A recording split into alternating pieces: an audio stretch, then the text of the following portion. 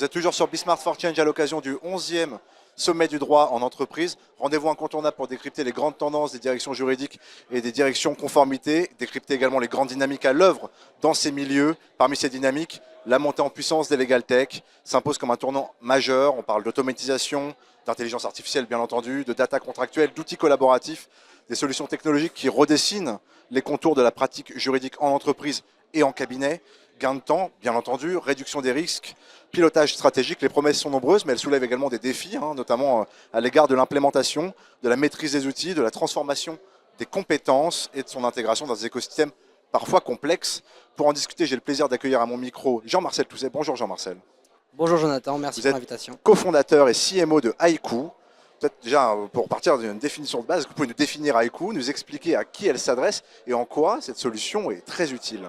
Pas de souci. Alors Haiku, qu'est-ce que c'est? C'est une IA juridique à destination des professions réglementées. Alors on adresse principalement les cabinets d'avocats, les avocats individuels, mais aussi les directions juridiques et plus largement toutes les professions réglementées, donc notaires, huissiers, mandataires, clercs, voilà.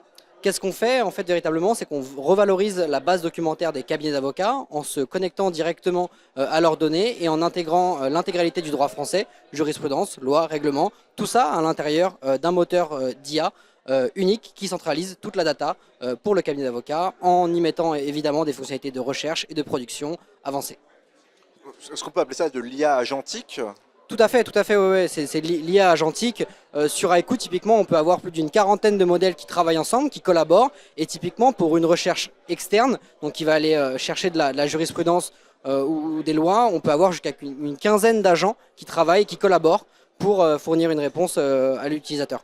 D'accord. Alors comment ça se passe exactement, par exemple, pour ce qui est de cette jurisprudence? On est sur la jurisprudence française, c'est ça? Ou est-ce qu'il y a une ouverture également Européenne aussi. Européenne aussi. À cet égard, ça me permet de réfléchir ensemble par la prospective et d'en apprendre un petit peu plus aussi sur les innovations à venir, les potentielles initiatives aussi que sur lesquelles vous êtes à l'œuvre pour les prochaines années. Quelle est la feuille de route d'Haiku? Complètement. Alors c'est une feuille de route qui est assez complète. Tout d'abord, je pourrais dire donc une intensification sur la partie commerciale. On veut s'implanter de plus en plus chez nos clients. On a aussi un souci de scaling à la fois chez nos clients partenaires et bêta-testeurs.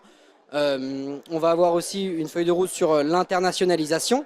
On va aller directement conquérir le marché européen francophone dans un premier temps, puis européen dans sa globalité pour ensuite aller chercher les marchés anglo-saxons, Angleterre, États-Unis. Pas de risque de conflit avec la common law en termes d'accès jurisprudentiel, de doctrine par exemple?